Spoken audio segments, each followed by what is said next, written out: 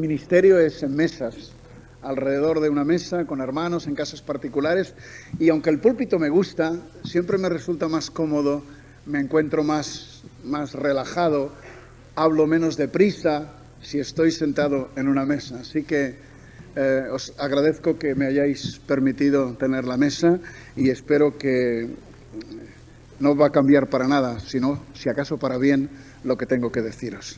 Vamos a seguir con el tema que comenzamos ayer y vamos a leer el mismo pasaje en Romanos capítulo 13.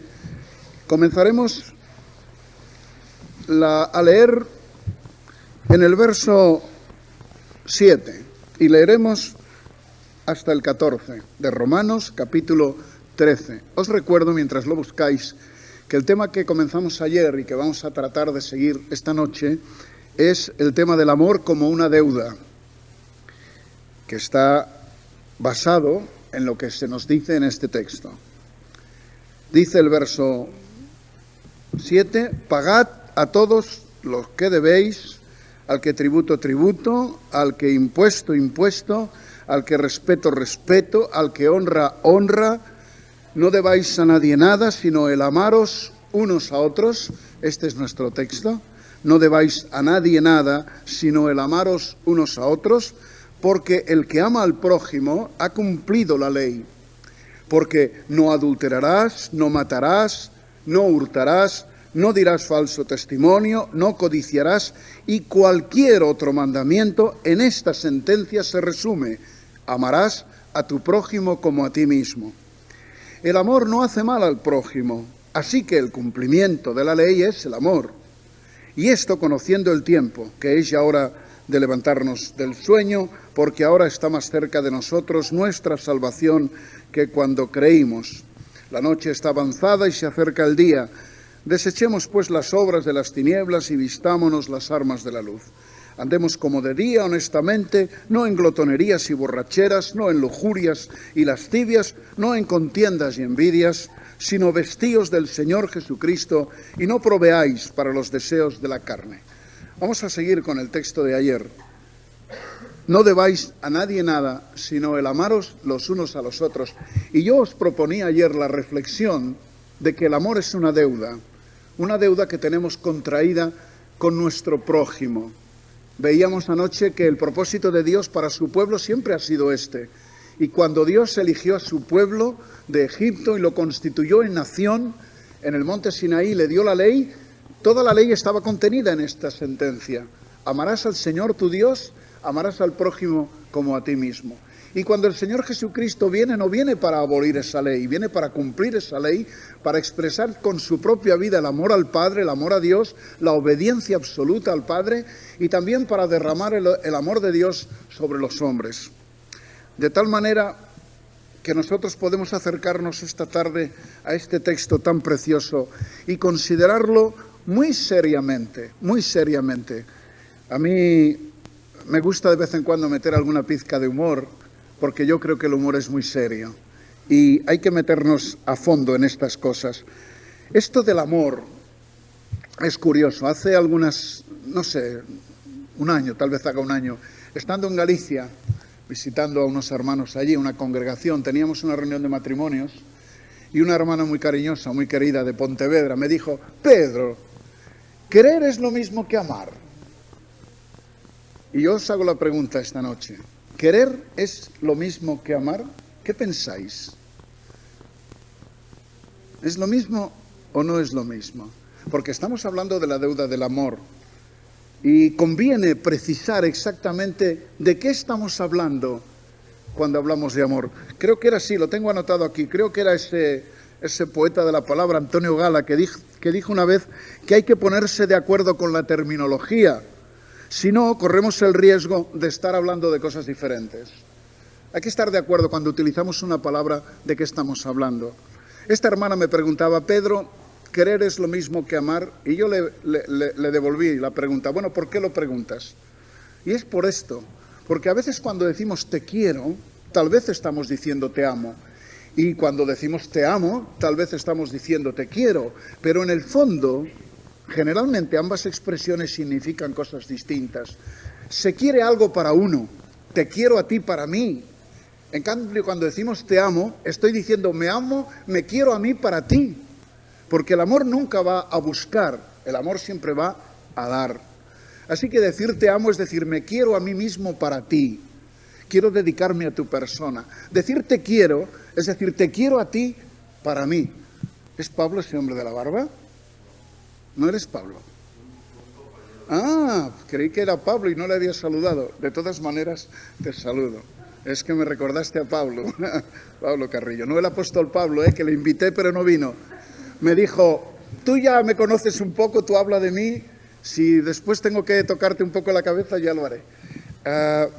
Entonces, de verdad que ayer cuando nos estábamos enfrentando el asunto del amor y decíamos que realmente el amor es una deuda que teníamos contraída con nuestro prójimo, nos preguntábamos cómo se ama, realmente cómo se ama. Y estábamos cuestionándonos lo siguiente. Decimos que amamos a las personas, pero esas personas a las que decimos amar, ¿se sienten realmente amadas? ¿O se sienten queridas? ¿Sienten que las necesitamos para vivir solamente o que entendemos la vida porque ellos nos necesitan? Porque el amor es eso, el amor es eso. Esa es la deuda que tenemos contraída con nuestro prójimo. Y ayer cuando estábamos hablando de nuestro prójimo, yo traje delante de vosotros aquella parábola tan preciosa del buen samaritano y estábamos recordando cómo el Señor trastocó la pregunta de aquel escriba que se acercó para tentarle y le dijo qué cosa tenía que hacer para tener la vida eterna. Y el Señor le dijo que la manera de tener la vida eterna era cumplir la ley. ¿La ley qué dice? Y aquel hombre que sabía mucho de la ley, era un buen teólogo, pues dijo que la ley dice que hay que amar a Dios sobre todas las cosas y al prójimo como a uno mismo. Y el Señor llanamente le dijo, pues haz esto y vivirás. Cumple la ley de Dios, ama a los demás, ama al Señor, ama a la gente, y esto es la vida. Esta es la vida que Dios propone al hombre, una vida que tiene relación con lo que Dios es amor. La vida de los seres creados a su imagen y semejanza tiene que ser una vida de amor. Haz esto y vivirás. Y el texto, ¿os acordáis? Dice que este hombre, para intentar justificarse, se sacó de la manga otra pregunta, ¿y quién es mi prójimo? ¿Y quién es mi prójimo? Y entonces el Señor le contó esa parábola que recordábamos ayer tan hermosa, de aquel hombre que fue apaleado y robado y se quedó ahí tendido en la mitad del camino y pasó un sacerdote de largo y pasó un levita de largo y pasó un samaritano, se acercó, vendó sus heridas, le curó, le llevó a una posada, pagó su deuda y dijo aquello tan bonito cuando se marchó al mesonero, cuídamele, porque es algo mío, cuídamele. Y entonces el Señor, cuando terminó la parábola, hizo una pregunta tremenda a aquel hombre que le había preguntado quién es mi prójimo. Le dijo, ¿quién te parece que fue el prójimo de aquel que estaba caído en el camino? Así que le devolvió la pelota. ¿Tú quieres saber quién es tu prójimo? Pues tú tienes que ser el prójimo de los demás. Tú tienes que ser la persona que esté cerca, como aquel buen samaritano, de la persona que te necesita. Entonces los cristianos no enfocamos esta cuestión, estoy recordando lo de ayer, no enfocamos la cuestión de saber quién es nuestro prójimo, sino que afirmamos el hecho de que todos son nuestros prójimos, porque debiéramos estar próximos de todos. Y cuando alguien nos necesita, nosotros deberíamos ser para ellos el prójimo. Estábamos hablando del concepto de familia. Es curioso que un sinónimo de prójimo es deudo. Los deudos, hoy no se utiliza mucho, posiblemente en Castilla todavía la palabra deudo se utiliza, pero en otros lugares de nuestra geografía española no se utiliza tanto, pero es un sinónimo de la palabra prójimo, deudo, y a mí me gusta porque se parece mucho a deuda, casi parece como que uno se debe a los demás, a los que tiene cerca. Y palabras parecidas como pariente, semejante, los míos, eso sí que nos gusta en Andalucía, los míos, mi gente, eso sí que nos gusta, esa es la idea, mi parentela, mi casa, mi familia, eso es mi prójimo. Pero hablábamos también de la gran familia humana y recordábamos que el apóstol Pablo en uno de sus grandes mensajes dijo que Dios ha hecho de una sola sangre a todo el género humano. Y hay un sentido en el que nosotros los cristianos deberíamos entender mejor que nadie que somos en algún sentido hermanos y hermanas de todos los seres humanos. Nos deberían tener como la gente que les ama, como la gente que les quiere en el nombre de Dios. Y seguíamos luego planteándonos cómo amar. Porque si resulta que tenemos una deuda contraída con todos los que nos rodean, ¿cómo amarles? ¿Cómo puede saber la gente que les queremos? ¿Cómo puede saber mi esposa, mi esposo, mis hijos, mis padres, mis hermanos, los miembros de mi congregación que realmente les amo? Porque yo creo que les amo. Yo parto del supuesto, porque me lo enseña la Escritura, que el que ha nacido de Dios ama. No tiene que esforzarse en amar. Puede ir aprendiendo a amar, como decía aquel pensador que citábamos ayer, Erich Fromm, cuando habla del arte de amar, o escribe acerca del arte de amar. Puede aprenderse a amar, pero si hemos nacido de Dios y Dios es sustancialmente amor, entonces nosotros amamos con toda naturalidad. Si hemos nacido de Dios, si simplemente somos cristianos nominales o estamos sentados en una silla de una congregación católica, evangélica, protestante, ortodoxa, lo que queráis, si somos cristianos de tradición, si hemos asumido la religión cristiana porque vivimos en este país y hubiéramos asumido la musulmana o la hinduista o cualquiera si viviéramos en otro, entonces no. Pero si hablamos de personas nacidas de nuevo por el Espíritu de Dios, que viene al hombre cuando cree en el Señor Jesucristo, entonces este ser ama, porque ha recibido, como dice la Escritura, el amor de Dios en su corazón por el Espíritu Santo que Dios nos ha dado a los que creemos. Ahora, ¿cómo amar? ¿Cómo amar? Pues yo os daba la gran noticia ayer de que somos solventes. Cuando una persona no puede pagar su deuda, se dice que es insolvente. Pues Dios nos ha dicho que les debemos el amor a los demás. Amaos los unos a los otros. Pues bien, podemos pagar esa deuda precisamente porque Dios, que es amor, mora en nuestros corazones. No tenemos que romper la hucha humana para sacar las monedas con que pagar el amor. El amor nos viene de Dios y a espuertas, nos viene en abundancia. Como Dios no da su espíritu por medida y el espíritu es el espíritu del amor, Dios no da su amor por medida. Por lo tanto, podemos amar, no solo debemos amar, porque si debiéramos amar como una obligación y no pudiéramos hacerlo, realmente seríamos gente muy frustrada, muy amargada. Yo no concebiría un Dios que nos dijera tienes que amar y no nos enseñara y no nos capacitara para amar. Ahí está en juego qué concepto tenemos de Dios. Ayer estaba hablando con un amigo al terminar la reunión y estábamos hablando de estas cosas. Todavía hay mucha gente en este país que cree que el amor es algo que hay que ganarse. Ahí está Dios. Y yo tengo que ganar su amor, tengo que amarle, y si le amo lo suficiente y hago lo suficiente lo que Él quiere, entonces Él me amará. Y estábamos recordando las palabras del apóstol Juan cuando dice que el amor es de Dios.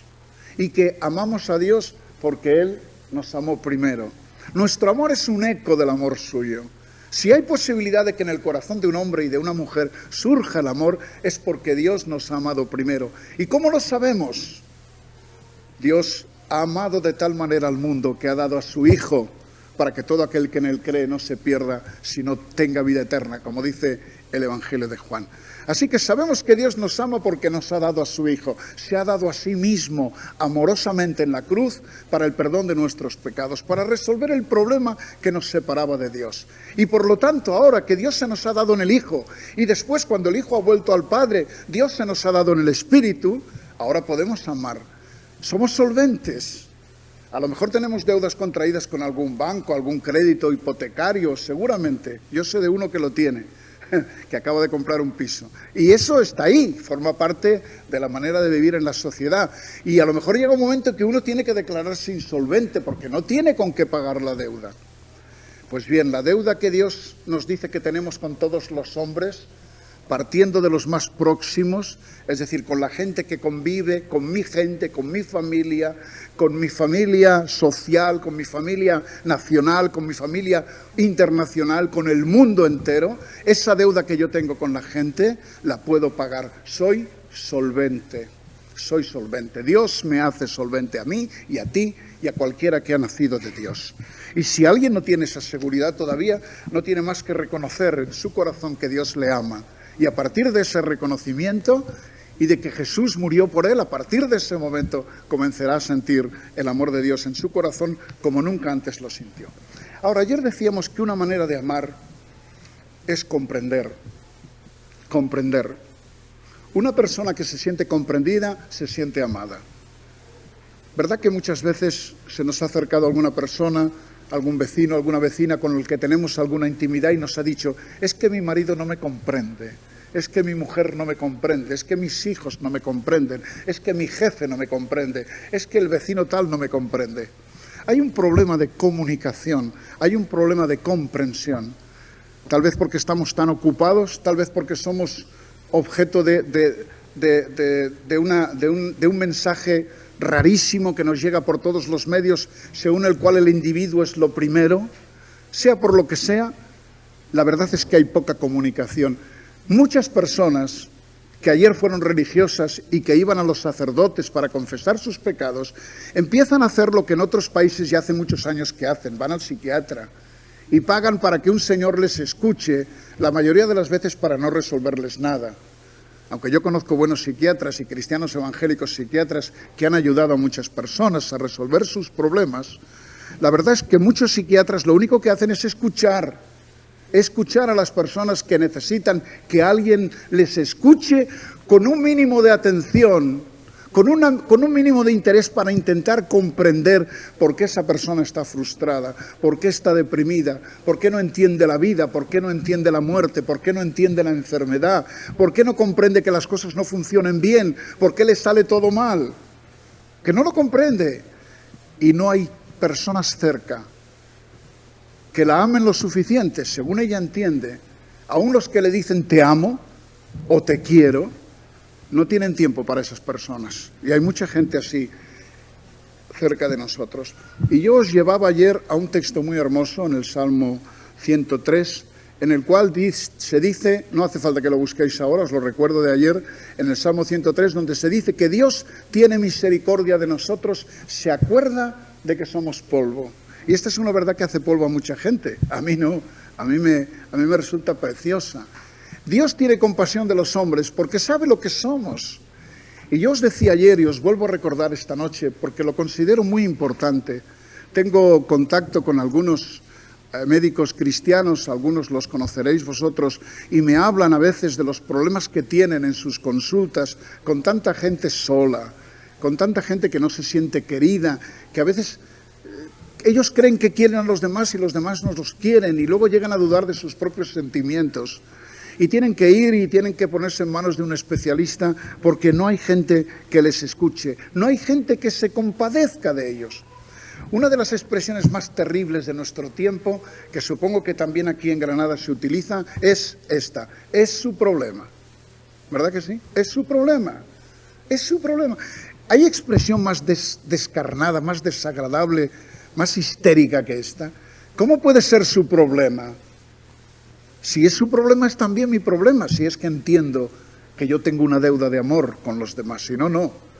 Si yo creo que tengo que vivir para mí, entonces los demás que carguen con sus problemas. Los problemas. Y yo no tengo que reír con los que ríen ni llorar con los que lloran, entonces, que es lo que el Evangelio me dice que tengo que hacer. Ahora, el Señor Jesús siempre anduvo perdonando porque la gente no sabía lo que se hacía. Y hoy, antes de entrar en el siguiente tema, que es el tema del perdón, del que yo quiero hablaros esta noche, por lo menos iniciarlo, quiero deciros algo más sobre la comprensión. Traeros un par de ejemplos del libro de los Hechos de los Apóstoles, de cómo a veces es difícil comprender a los demás. Porque es difícil. Es difícil incluso a veces, y si no, decidme lo contrario, intervenid si queréis, hacedme cualquier pregunta, cuestionad lo que os digo. Por eso yo me he sentado en la mesa, porque a veces al señor que está en el púlpito uno no se le atreve a parar. Aquí me podéis parar. Pero estaba diciendo que hay que reconocer que a veces es difícil incluso encontrar el tiempo para escuchar a los demás. Para sentarse al lado de una persona y simplemente oírla. Los psicólogos, los psiquiatras, los que entienden su trabajo como un verdadero ministerio humanitario, dicen que la mayoría de las personas lo único que necesitan es alguien que les escuche. Lo único que necesitan. Vienen, descargan tu problema y se marchan tranquilos. ¿Por qué creéis que la Biblia dice a los cristianos que nos confesemos los pecados los unos a los otros? Eso es lo que los psiquiatras llaman hoy terapia. Terapia es abrir nuestro corazón, decir lo que somos y al compartirlo con los demás nos descargamos un poco del problema. Llevar las cargas los unos de los otros significa eso. Significa no liberar al otro de su problema, sino convertir el problema en menos pesado, ayudándole a llevarlo también. Esto es el Evangelio, queridos hermanos. Ahora, ese par de ejemplos del libro de los Hechos. El primero en Hechos 10. Y si no hay tiempo para más, no importa, mañana seguimos. Pero yo quiero llevaros a este par de ejemplos. Uno tiene que ver, lo veréis enseguida, con el apóstol Pedro. Pedro, como sabéis, uno de los apóstoles del Señor Jesucristo, tuvo auténticos problemas para comprender muchas cosas. Muchas cosas. Ya sabéis que no comprendió lo que significaba la cruz de Cristo y que la primera vez que el Señor Jesucristo les habló a sus discípulos de que le era necesario ir a Jerusalén y ser apresado y morir y resucitar, Pedro cogió al Señor Jesús y le riñó. Nunca tal te acontezca. Y el Señor tuvo que hablarle muy fuerte. Apártate de mí, Satanás, porque no pones la mira en las cosas de Dios, sino en las cosas de los hombres. Muy fuerte. Tuvo que demostrarle que el pensamiento de apartar al Señor de la cruz es un pensamiento humano de inspiración satánica, porque el Señor había venido para pagar la deuda de los hombres en la cruz del Calvario.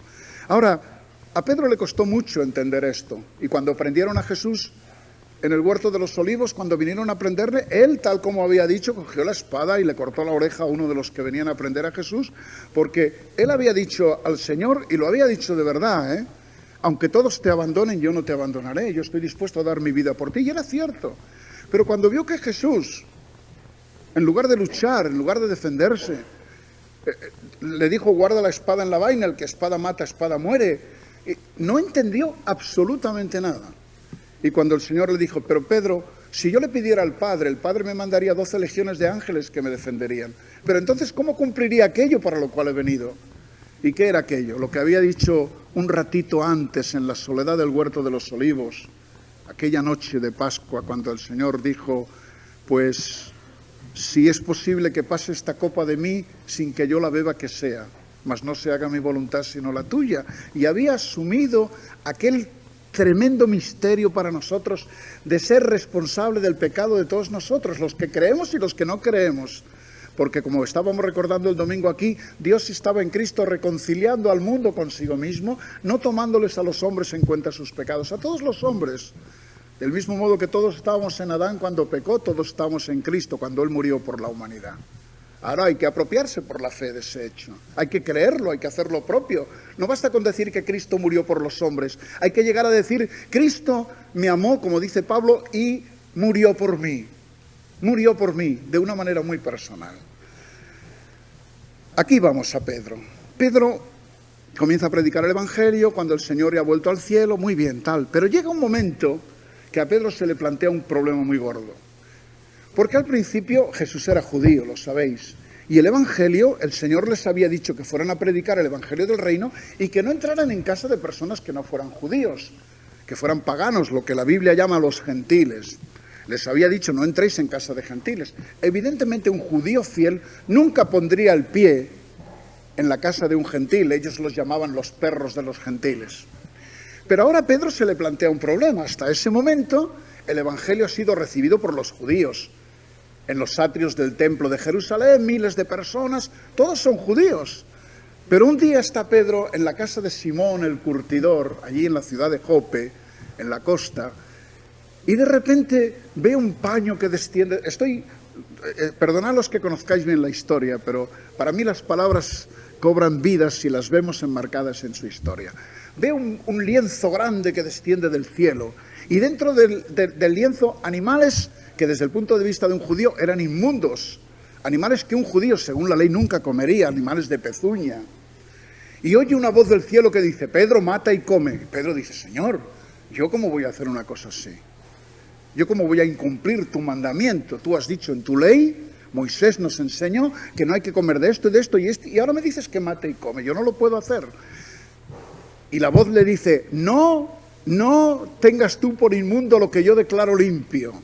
Y por 3 veces desciende el lienzo, si yo no recuerdo mal, y por 3 veces oye la voz del cielo. ¿Y qué sentido tiene ese para Pedro?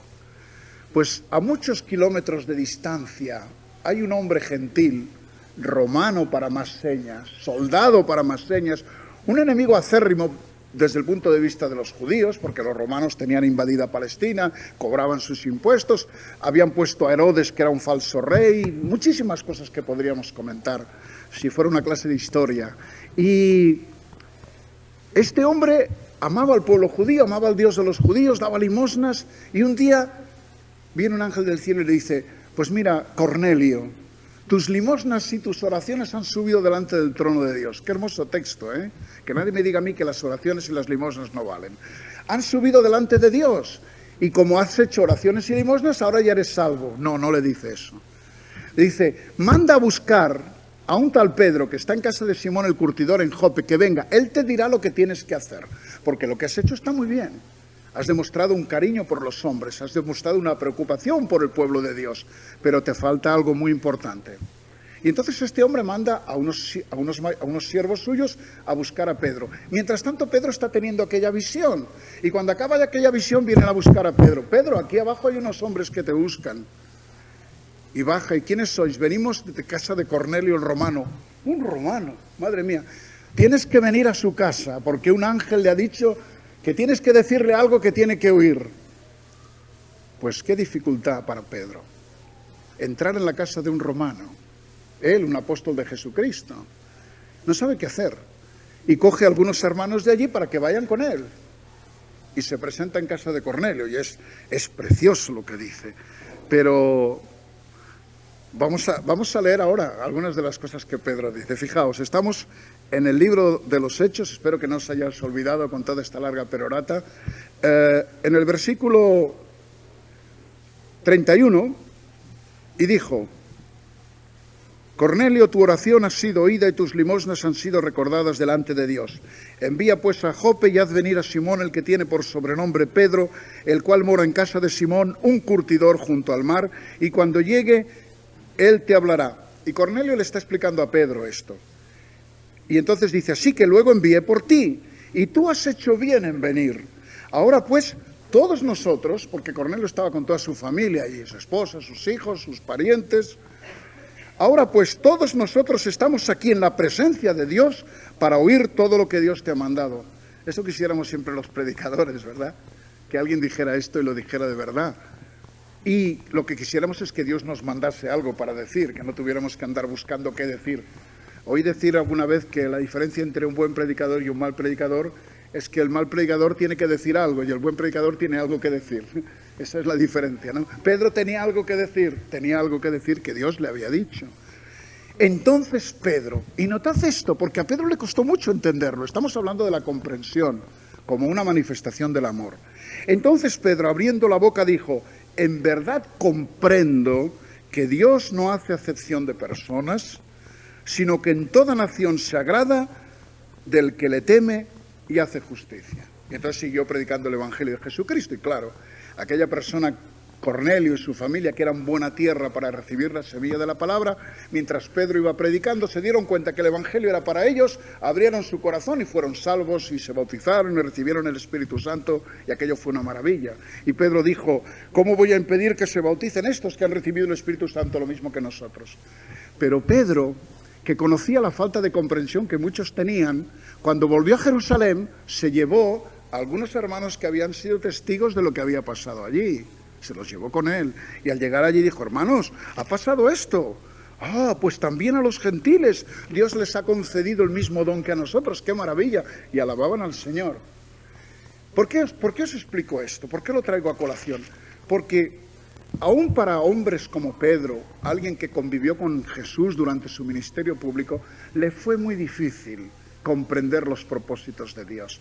Y llegar a comprender esto, que Dios no hace acepción de personas. ¿Por qué?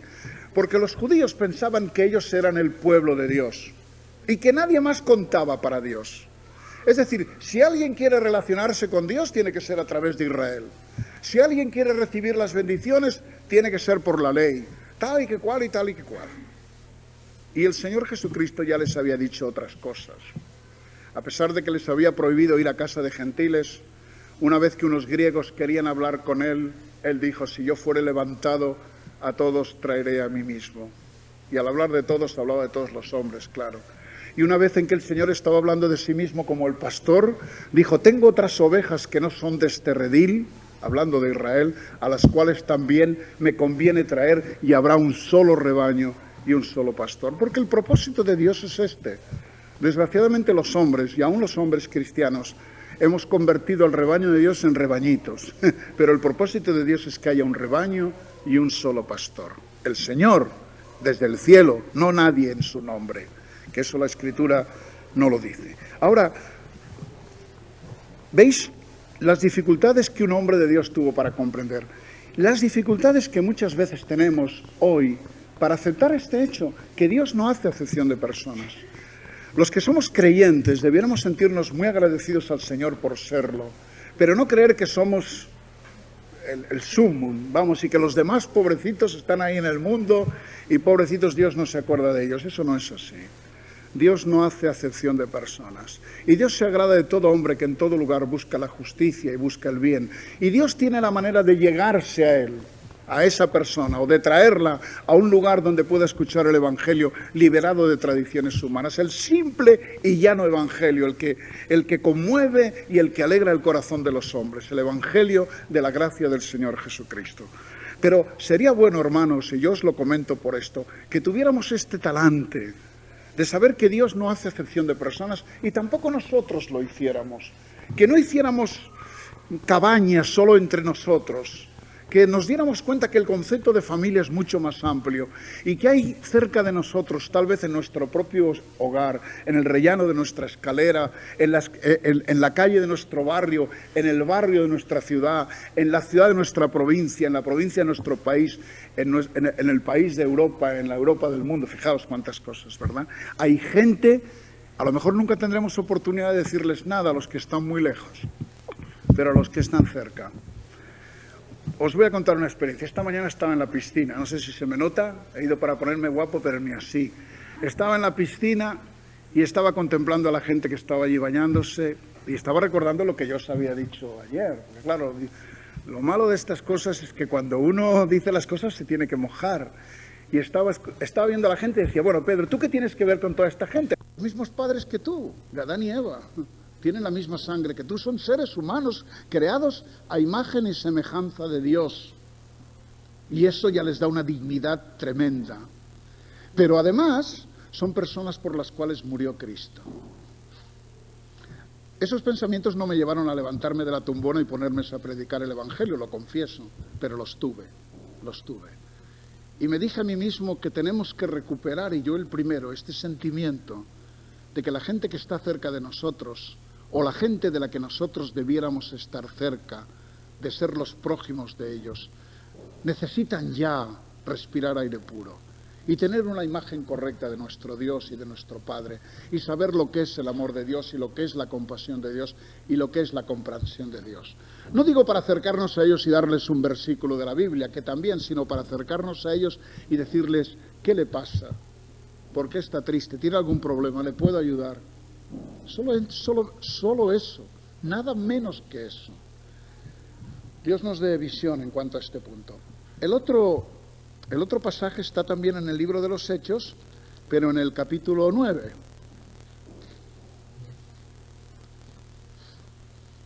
Es un texto precioso. Ya lo veréis. A ver si yo os lo cuento como quiero. Capítulo 9, versos 26 a 28. Ahora vamos a hablar de otro hombre de Dios, Pablo, el apóstol Pablo. Por si alguno no lo tuviera presente o no lo recordara bien, el apóstol Pablo fue, antes de llegar a ser el apóstol Pablo, el apóstol de los gentiles, es decir, el hombre que Dios llamó para predicar el evangelio a los paganos, no solo a los judíos, sino a los paganos. Había sido un perseguidor de los creyentes. Incluso cuando todavía los creyentes no eran conocidos como cristianos, sino como los del camino, los discípulos de Jesús. Había sido un perseguidor, era un judío estricto, un fariseo, un hombre aferrado a la ley de Moisés, aferrado a las tradiciones de los ancianos, un hombre cabal, íntegro, que había aprendido a los pies de uno de los grandes rabinos de Israel, un hombre intachable desde el punto de vista de la legalidad. Y este hombre que andaba persiguiendo a los cristianos un día se encontró con el Señor en el camino de Damasco. Señor resucitado, evidentemente. Y allí en aquel momento este hombre tuvo que plantear aquella gran pregunta: Señor, ¿qué quieres que haga? Y el Señor, que le había elegido, según Pablo, desde el vientre de su madre, para colocarle como apóstol de los gentiles, nuestro apóstol, el apóstol de los que venimos no del mundo judío, sino del mundo pagano, pues para nosotros el Señor le dijo: ya lo creo que tengo que darte un trabajo, tienes que predicar el Evangelio. Y este hombre se encontró con la incomprensión de los cristianos. Se encontró con la incomprensión de los cristianos. Lo vamos a leer ahora. Hechos capítulo 9. Después de tener su conversión, ya sabéis que esta palabra que se usa tanto en el lenguaje del Nuevo Testamento significa una persona que cambia de rumbo, que va en una dirección y cambia. Después de perseguir a Cristo, se convirtió en un perseguido por causa de Cristo. Se convirtió al Señor. Andaba de espaldas a Dios, dando coces contra el aguijón, como lo dijo Jesús, y de repente comenzó a andar dando de la cara a Dios. Esta conversión llevó a Pablo a tener los primeros problemas, pero no solamente los problemas con sus correligionarios, los fariseos, ni con otros, sino con los propios cristianos. Capítulo 9, verso 26. Cuando llegó a Jerusalén, trataba de juntarse con los discípulos, pero todos le tenían miedo, no creyendo que fuese discípulo. Ah, amigo, claro. Yo me imagino la conversación ahí, perdonadme, ¿no? Porque los andaluces tenemos sangre. Yo digo tengo sangre porque mi abuela materna era de Málaga, aunque yo nací en Barcelona, ¿no? Y tenemos, los que tenemos sangre andaluza y sangre mora por las venas, entendemos muy bien estas cosas, ¿verdad? Pero fijaos lo que significó para este hombre, que había tenido una experiencia tan radical en su vida, una crisis de fe tan impresionante, llegar a Jerusalén para encontrarse allí con los discípulos de Jesús, Pedro y Juan y Jacobo y los demás, y de repente se le cierran las puertas porque nadie se fía. Esta es una estratagema, yo me imagino la conversación. Este ha hecho ver que se hace uno de nosotros para meterse y a ver a cuántos coge. Tenían miedo, no se fiaban. Pero hubo un hombre fenomenal. Es uno de los personajes más queridos para mí del Nuevo Testamento. Versículo 27. Entonces Bernabé, ¿sabéis qué significa Bernabé? Hijo de consolación. En las Escrituras, hijo de es una expresión que se utiliza para hablar de alguien que está lleno de eso. Era un hombre dispuesto siempre a consolar a los demás, a ponerse al lado de los demás. Y de esta manera demostraba cómo el Espíritu de Dios, a quien Jesús llama el otro consolador, llenaba su vida. Este hombre se llamaba José, y los cristianos le pusieron por sobrenombre Bernabé, hijo de consolación.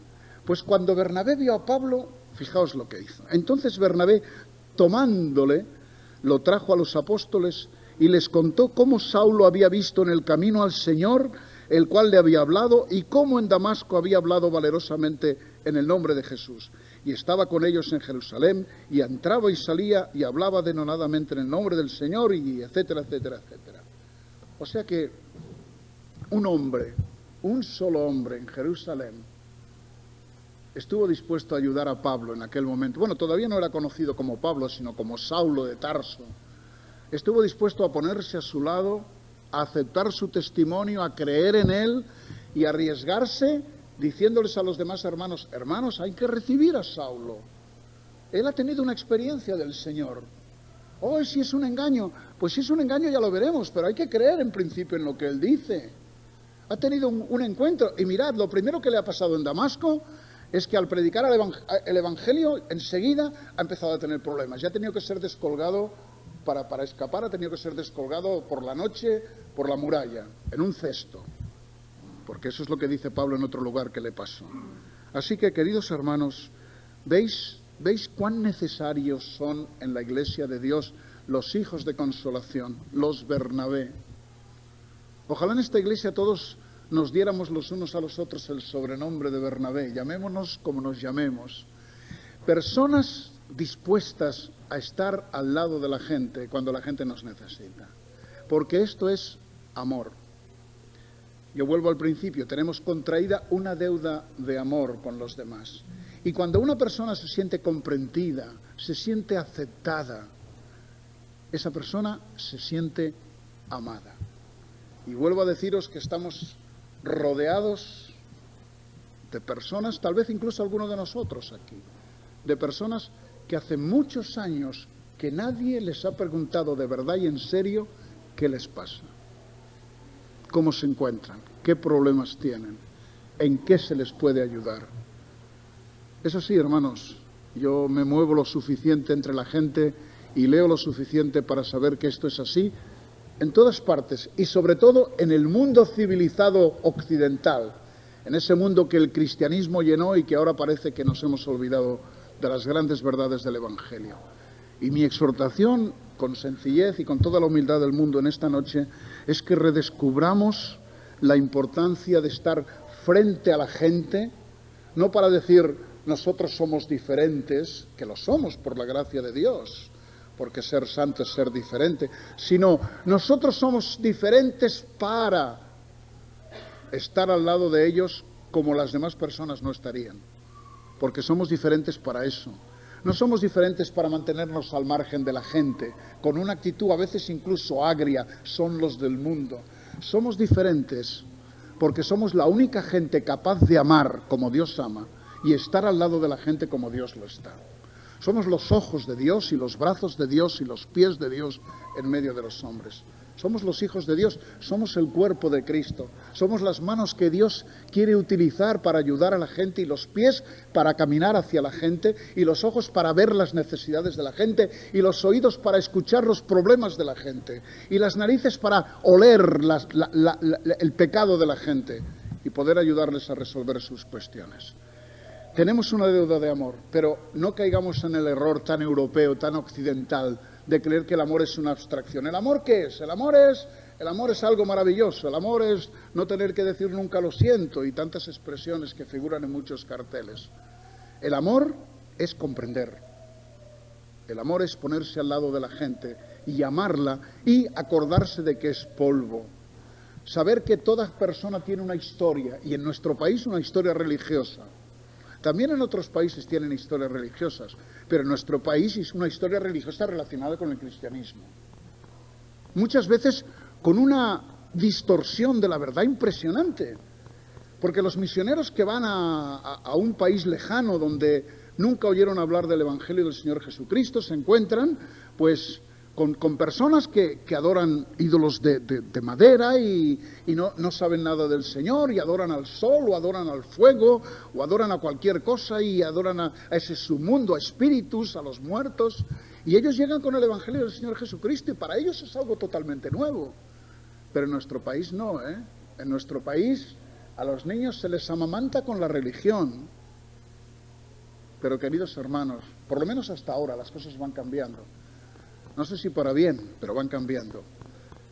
Nosotros, queridos hermanos, tenemos que ser usados por el Señor para compartir con nuestra gente, con nuestra familia, con Armilla, con la gente que nos rodea en nuestros trabajos, en los mercados, en los hogares, una imagen correcta de nuestro Dios, de un Dios que es amor, que aborrece el pecado y lo aborrece tanto que envió a su Hijo para morir por el pecado. Y era necesario que Cristo muriera, no podía resolverse el problema del pecado de otra manera. Yo no entiendo cómo hay personas que dicen que aman al Señor y que después no son capaces de reconocer que si Dios no les perdona sus pecados no tienen nada que hacer en su vida. Mañana hablaremos del perdón de los pecados. Vivimos en una sociedad de incomprendidos. Amar es comprender. Y queridos hermanos, esto es lo esencial de lo que yo quería deciros en esta noche. La comunidad cristiana es una comunidad de escuchadores, de gente que está dispuesta a sentarse al lado de la gente para escucharles y para comprenderles, no como estrategia evangelizadora. Se nos acusa muchas veces a los evangélicos de proselitistas. Yo creo que sin razón, en general, pero deberíamos demostrarles que nosotros no nos acercamos a la gente por un interés proselitista. No queremos prosélitos, no nos predicamos a nosotros mismos. Lo que tratamos es de presentarles al Señor Jesucristo como el Señor y a nosotros como sus siervos por amor a Él, como dice el apóstol Pablo, y nosotros asumimos su misma actitud frente a la gente. Pero queridos hermanos, proselitistas no, pero personas que que vivenciamos y anunciamos el Evangelio del Reino a cuantos nos rodean, eso lo hemos de hacer. Según las capacidades de cada cual, no todos tenemos las mismas, según el talante, según la edad, según el grado de conocimiento, pero de alguna manera, queridos hermanos, estamos aquí no solo para gozar de nuestra situación de hijos de Dios, llenos del amor del Señor, sino para hacer que más y más personas lleguen a ser hijos de Dios y se llenen del amor del Señor. Amaos los unos a los otros como yo os he amado. No debáis a nadie nada, sino el amaros los unos a los otros. Yo vuelvo a recordar en esta noche que todos vosotros tenéis una deuda de amor conmigo y yo tengo una deuda de amor con todos vosotros. Y tenemos una deuda de amor con nuestro prójimo. Y el cumplimiento de la ley, es decir, el cumplimiento de los propósitos de Dios para el hombre y la mujer en este mundo, y supongo yo que eternamente, porque Dios no cambia, es el amor. El que ama, conoce a Dios. El que no ama, no conoce a Dios. El que dice que ama a Dios y no ama a su prójimo, el tal es embustero. El amor es de Dios. Amamos a Dios porque Él nos amó primero. Yo exhortaría en esta noche a que todos los que ya hemos recibido el amor de Dios en nuestro corazón y hemos aceptado a Jesucristo como nuestro Señor, le diéramos gracias en esta noche y le pidiéramos que nos ayudara a expresar, que a veces es difícil, que hay que adquirir el hábito, a expresar a la gente que nos rodea, empezando por los de nuestra propia casa, que realmente les amamos. Y porque les amamos, estamos intentando comprenderles en su situación concreta y ayudarles en su situación concreta. Y alguno de vosotros que todavía no tenga en su corazón el convencimiento, yo le exhorto cariñosamente en el nombre del Señor en esta noche a que entregue su vida a Jesús, que reconozca el amor del Señor y diga: Señor, mi vida a partir de este momento ya no puede tener otro objetivo más que llenarme de ti mismo y llenar las vidas de los demás de ti mismo con tu ayuda y con tu poder. Y Dios lo hará, sin duda. Que Dios nos bendiga. Amén.